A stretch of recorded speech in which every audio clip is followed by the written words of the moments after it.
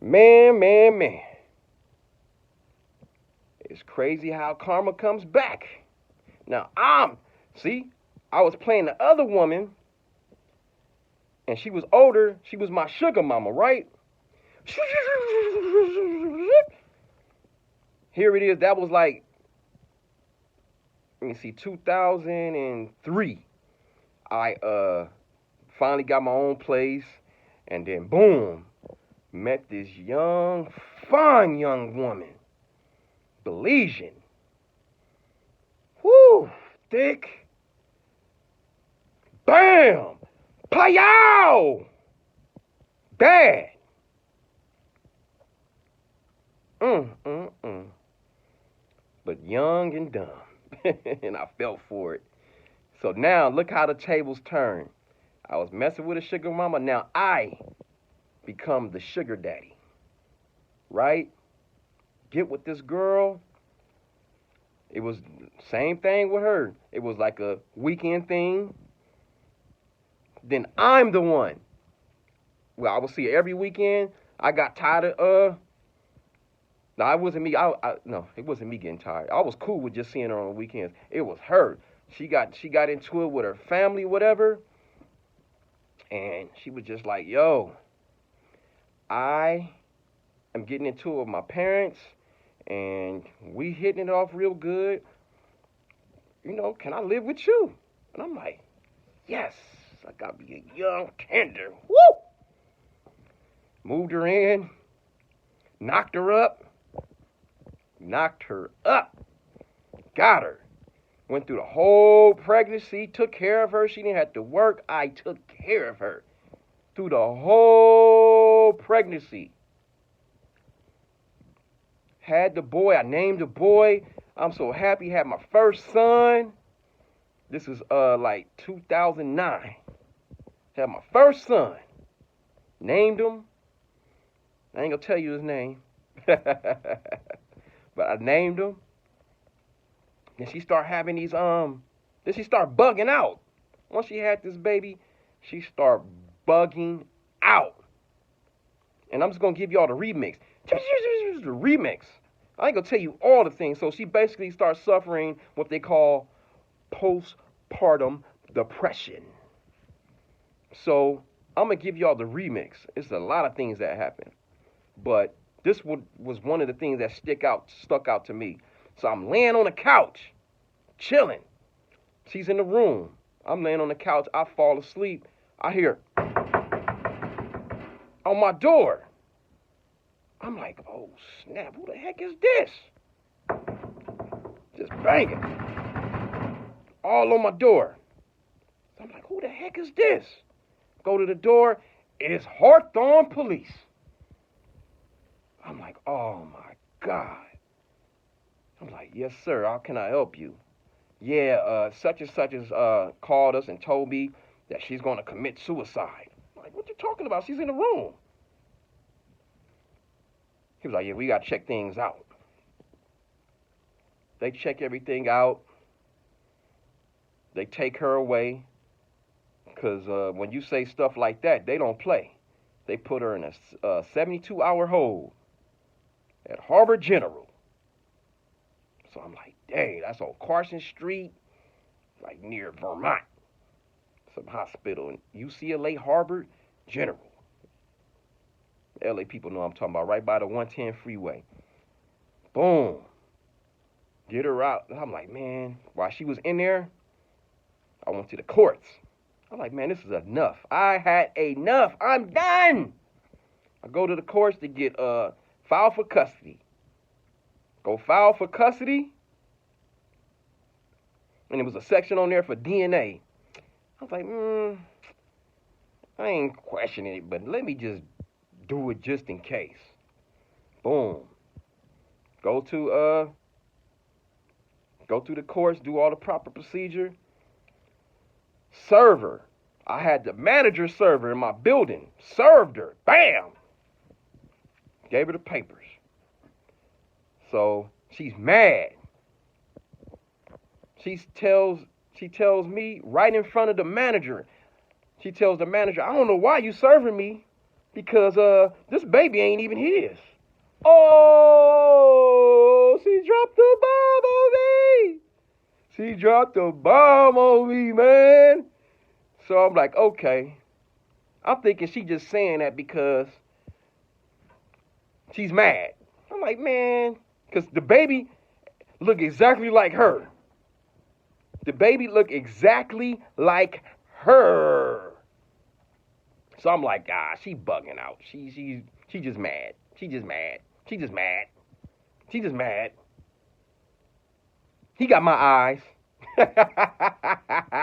He got my eyes. The boy look nothing like me. So, boom. I'm thinking she just mad. I ain't thinking nothing, tripping about what she's saying. Boom. Another incident happened.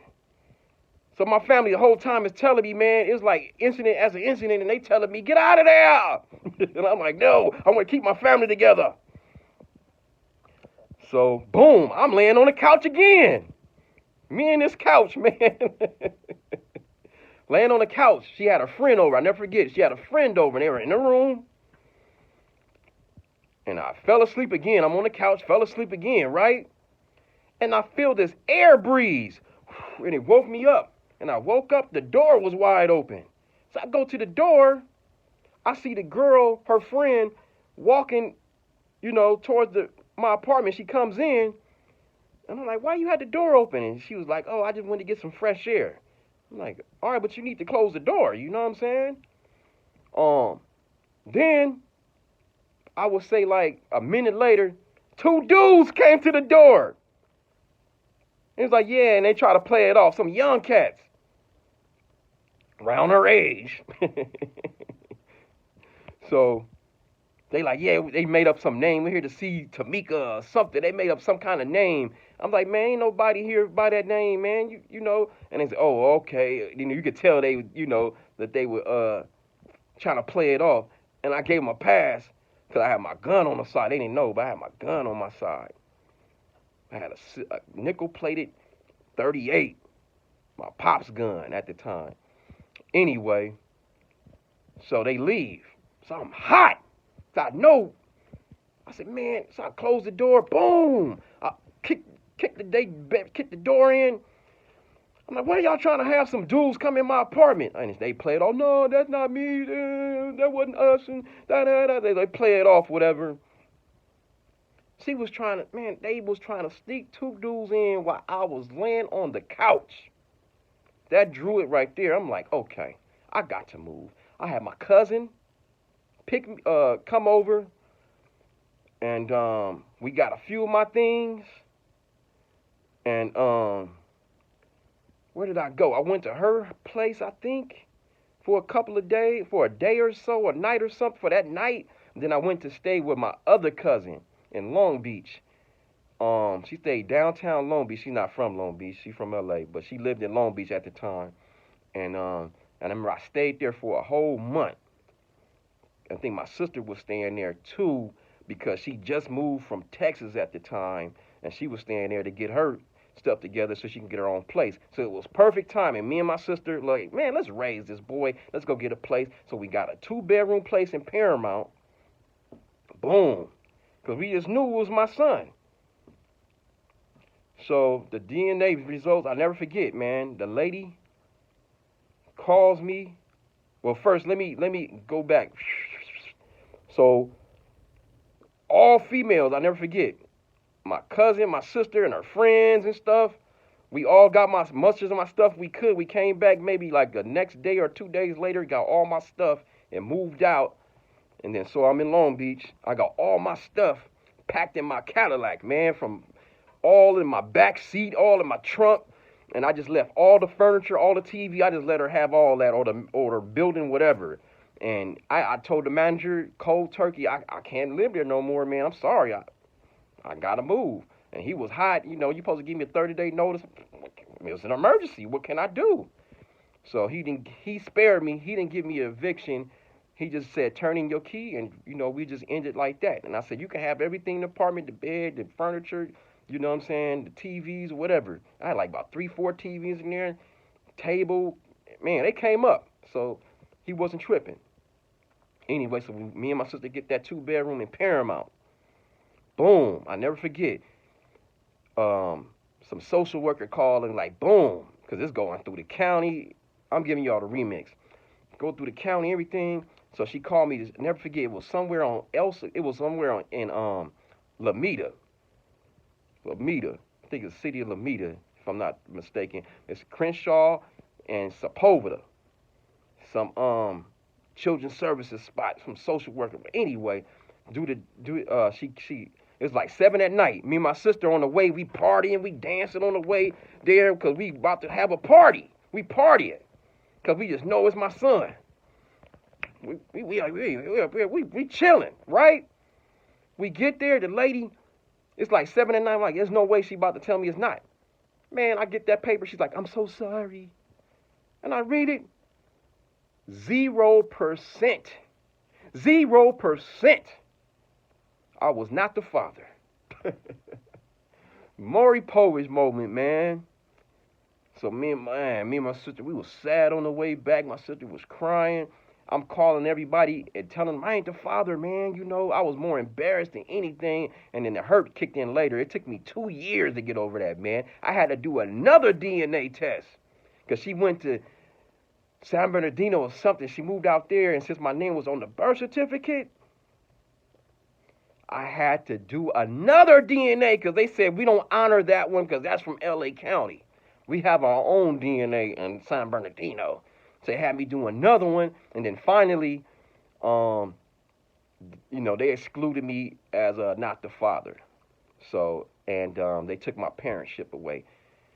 So, and I dodged the bullet because the judge told me, like, if you would have waited a little longer, like the kid was like 2 or 3 years old, where they can recognize who you were, no matter if I was the father or not, by me signing the birth certificate and creating a bond with the child, legally, that would have been my kid. So be careful, fellas. Be careful. Be careful. Get that DNA, man. I don't care how strongly you feel that's your kid. Low key, you better go to Walmart, Walgreens, CVS, Rite Aid, or whatever, and get that DNA kit. Cause these people, man, some of these women ain't playing. So that's my karma. That was my ultimate karma, man, and I was hurt after. I couldn't even watch Maury Povich for over 2 years. And when I would watch it with her, when I look back in retrospect, we would watch that thing, and she would have this, like, guilty look on her face. I'm like, wow. So that was my karma from using a sugar mama and becoming a sugar daddy and getting used and played at the same time. So karma ain't no joke. Karma is no joke. And that's my story, how I was a sugar daddy and got played by a young woman because the karma I did years ago, it came back to me. Treat others on how you want to be treated, man. It's no joke. Peace.